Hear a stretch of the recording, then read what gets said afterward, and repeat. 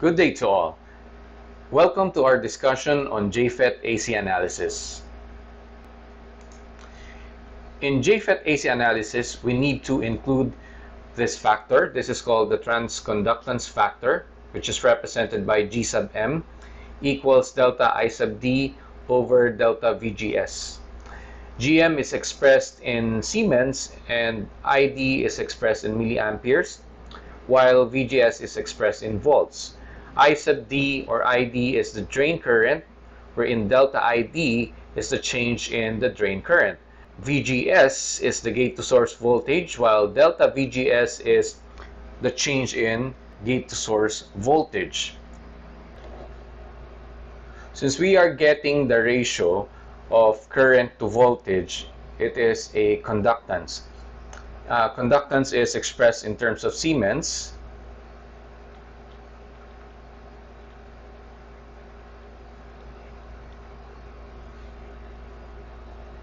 Right. So the term trans, it's because it's we're comparing or we're determining the relationship between two factors such as the current and the voltage at the input and then at the output. So we know that VGS is a voltage at the input, so it controls the level of I sub D, wherein I sub D is an output current. So we're trying to relate two factors here. So I sub D is the output current, and VGS is the input voltage.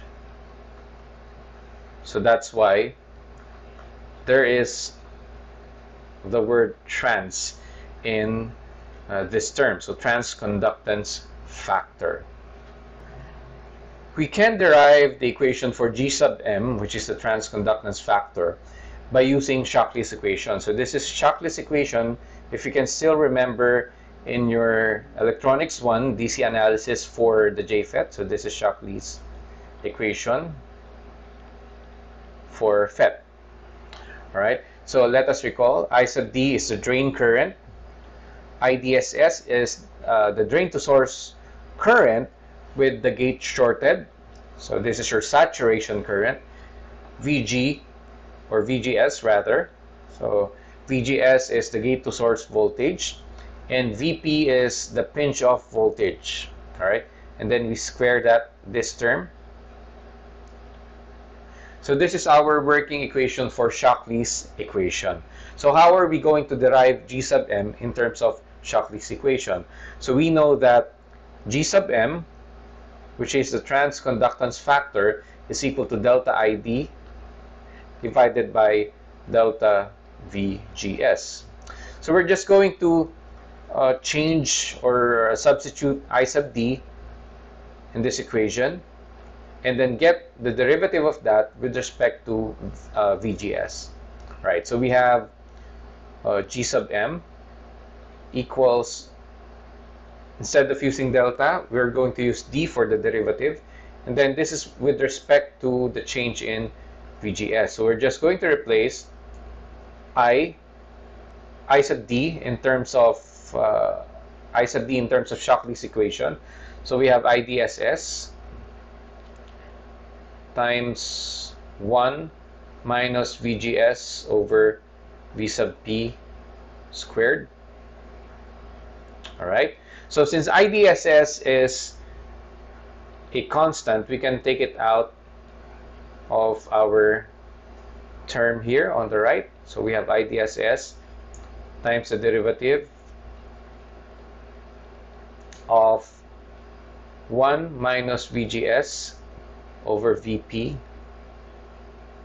squared.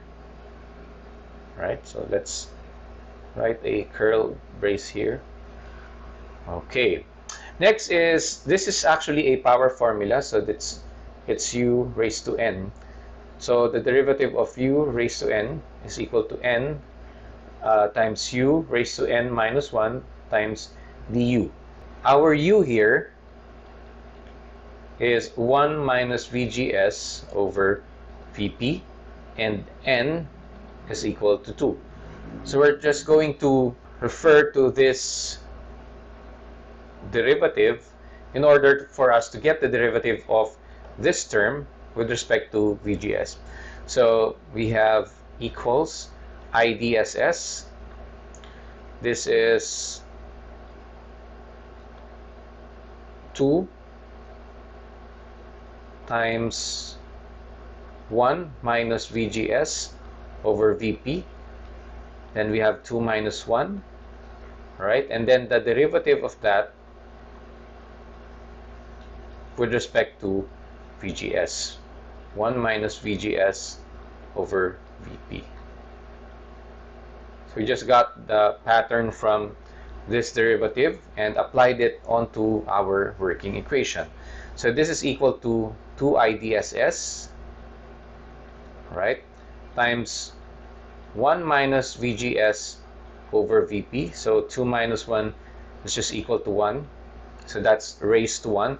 And then the derivative of this one is, we're going to get the derivative of each term. So derivative of 1 is equal to 0. So let me write it down here. This is equal to 0. All right. And then the derivative of this term, we have minus 1 over VP times the derivative of VGS with respect to the derivative of VGS also. So this will be cancelled because this is equal to 1. All right, so we have equals 2IDSS divided by negative VP times 1 minus VGS over VP. But since the transconductance factor should be positive, so we will get the absolute value of negative VP. So the final equation for G sub m is equal to 2IDSS divided by the absolute value of the pinch-off voltage V sub P multiplied by 1 minus VGS over VP. So this is our working equation for G sub m, or the transconductance factor. Based on Shockley's equation, this is our curve as what you have discussed in Electronics 1. The y-axis is I sub d and the x-axis is actually your VGS. So this shows an n-channel JFET because VGS is negative. All right, and this is our equation for G sub m. So we have delta ID divided by delta VGS, or the derivative of ID with respect to the derivative of VGS. All right, and it has a slope. For example, if this is our Q point, so we have the change in ID and we have the change in VGS. So that is our slope. So this is the rise, this is the run. So this is actually your slope. In order for us to have the maximum slope, we are going to take the value of VGS at 0. So from the previous equation of G sub m, we have G sub m equals 2IDSS divided by the absolute value of V sub P, or the pinch-off voltage. We have 1 minus VGS over VP, the pinch-off voltage. And we're going to replace VGS here with 0. All right, so G sub m is equal to 2IDSS divided by the absolute value of V sub P, and then this is multiplied by 1. So if the value of VGS is equal to 0, then we will have the maximum slope. So we call that G sub m 0. So that is equal to 2IDSS divided by the absolute value of the pinch-off voltage V sub P. All right, and then we can use this equation G sub m 0 in this equation. Therefore, G sub m is equal to, we can replace this one with G sub m 0, and then we have 1 minus VGS over VP. So we can use this equation if the given is in G sub m 0. Let us have an example. For a JFET with IDSS equals 8 milliamperes and pinch off voltage of negative 4 volts, letter A, find the maximum value of G sub m, or the transconductance factor. And letter B, find the value of G sub m for VGS equals negative 0.5 volt, negative 1.5 volts, and negative 2.5 volts. So we're going to determine first what is required in letter A. But first, let us check which type of JFET this is. Since we have a pinch-off voltage of negative 4 volts, this is an N-channel JFET. Alright, so find the maximum value of G sub m. We know that the maximum value of G sub m, or the slope, occurs if, so this is letter A, if VGS is equal to 0 volts. So this is the maximum value for the transconductance factor. So this is given by G sub m 0 equals 2 IDSS divided by the absolute value of the pinch-off voltage. And then we can just substitute the following values. We have 2 times IDSS of 8 milliamperes divided by the absolute value of negative 4 volts. Alright, so this is equal to 4 millisiemens. So this is the maximum value of the transconductance factor. So we have determined the value of G sub m 0, which is the maximum value of G sub m, which is equal to 4 millisiemens. Now we can get the different values of G sub m based on the different values of VGS. So first is negative 0.5 volts. So let us just write this down here. VGS is equal to negative 0.5 volts. And then the equation for G sub m, that is G sub m 0 times 1 minus VGS over VP. So we're just going to replace everything. I'm going to write the equation on top, and then we're going to make that as our reference. So GM0 times 1 minus VGS over VP. All right. For VGS rather of negative 0.5, we have GM is equal to 4 millisiemens times 1 minus VGS of negative 0.5 volts divided by negative 4 volts. All right.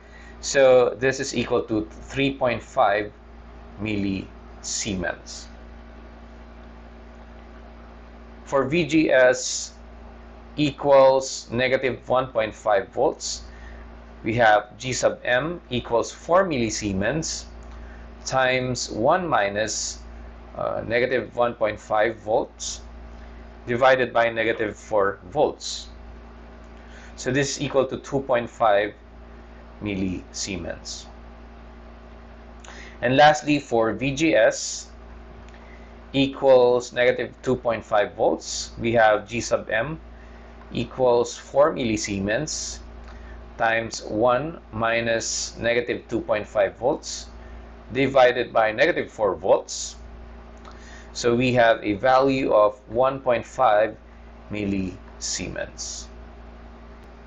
It is safe to assume a value of infinity for the input impedance of a JFET because commercially available JFETs have input impedances that are really large. So commercially available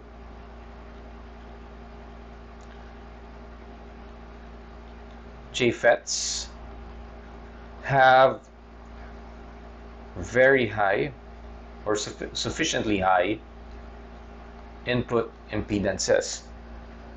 All right, it is typical for us to have a value of input impedance for the JFET that is equal to 10 raised to 9 ohms, or that is 1000 meg ohms.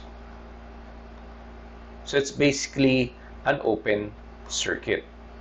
at the input. So later on, we will see that for the AC equivalent model of the JFET, the input part is assumed to be an open circuit because of the very high or sufficiently high input impedance. For the output impedance of the JFET, we have that is equal to R sub D, which is equal to 1 over GOS, wherein G is conductance, and that is also equal to 1 over Y sub OS, wherein Y is your admittance. So which means that this is part of the admittance equivalent circuit. So admittance equivalent circuit. All right, and S here refers to the source.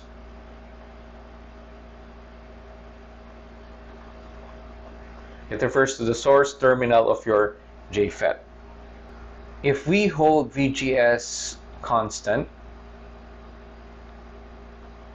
we can write down the equation for R sub D, which is your output impedance for the JFET. That is equal to the change in drain to source voltage with respect to the change in the drain current. So this is in ohms. Take note that the input and the output impedances that we have discussed here does not take into consideration the external resistors that are connected to your circuit. So we will include external resistances or resistors when we go to the discussions of the AC analysis of the different JFET configurations or JFET circuits. After we have determined the different parameters of our AC circuit, we can draw its equivalent circuit. For the input side, which is this one, we have the gate and the source terminals represented by G and S. And then, as you can see here, it's an open circuit because the input impedance of the JFET is sufficiently large or sufficiently high, and it's safe to assume that it is infinite, or the value is infinity. That's why it's drawn as an open circuit. So we have an open circuit here.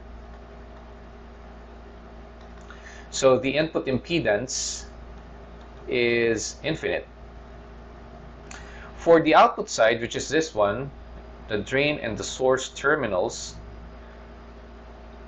we have here a voltage controlled current source. So we have VGS is the independent variable, so VGS controls the level of I sub D, and the arrow is pointing downwards, so VGS is multiplied by the transconductance factor G sub M. We know that G sub M is equal to delta ID divided by delta VGS. So we multiply that by VGS. So basically, this will give us I sub D, or the drain current. And then R sub D here is the output impedance. In order for us to get the output impedance given an AC equivalent circuit, the input V sub I should be equal to 0. And then from there, we can solve for the value of the output impedance. So if V sub I is equal to 0 volts, so which means that VGS is equal to 0. All right. So this current source here will have a value of ID equals 0. If the current is equal to 0, it means an open circuit. So we have an open circuit here. All right. That's why Z sub O is equal to RD. So it's like this one. So let me redraw that part to be clear. So this open part here represents the current I sub D equals 0. And then this is your R sub D. And then this is your output impedance. So that's why the value for the output impedance is equal to R sub D. Let us have an example for the AC equivalent circuit of our JFET. Given G sub Fs equals 3.8 millisiemens and G sub Os equals 20 microsiemens, sketch the FET AC equivalent model. So we have to learn how to draw the AC equivalent model of the FET before we can solve or analyze the circuit under AC. So we have different circuits in relation to FET. So that will be our next topic. All right. So we have G sub Fs. That is actually your G sub M. So this is another term or variable used for G sub M. We have G sub Fs. So that is equal to 3.8 millisiemens, and we have R sub D is equal to 1 over GOS. So we have 1 over 20 microsiemens. So that's 1 over microsiemens. That's why the unit of the answer will be in ohms, or and we will apply the proper prefix. So 1 over 20 microsiemens is equal to 50 kilo ohms. So we have the two parameters, G sub M, and we have R sub D, which is needed for our FET AC equivalent model. So this is our equivalent model for the AC equivalent model for our FET. As you can see here, we have the gate and source terminals, which serve as your input.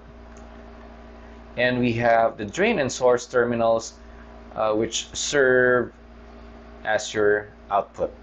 And then we write here the polarity for V sub GS. And as you can see here, it's small letters, that because it's an AC parameter. So we have plus and minus V sub GS, which is the input AC signal for VGS. And then we have a voltage controlled current source here, which is pointing downwards. All right. And then we can replace the label here for G sub M with 3.8 millisiemens. So we have 3.8 millisiemens. We don't have to write the unit because it's understood that it's in Siemens, and then multiplied by VGS. And then R sub D is equal to 50 kilo ohms. So this is our complete FET AC equivalent model, which we can use for the AC analysis for the succeeding FET circuits. Our next video lecture will be on the AC analysis of the different JFET circuits.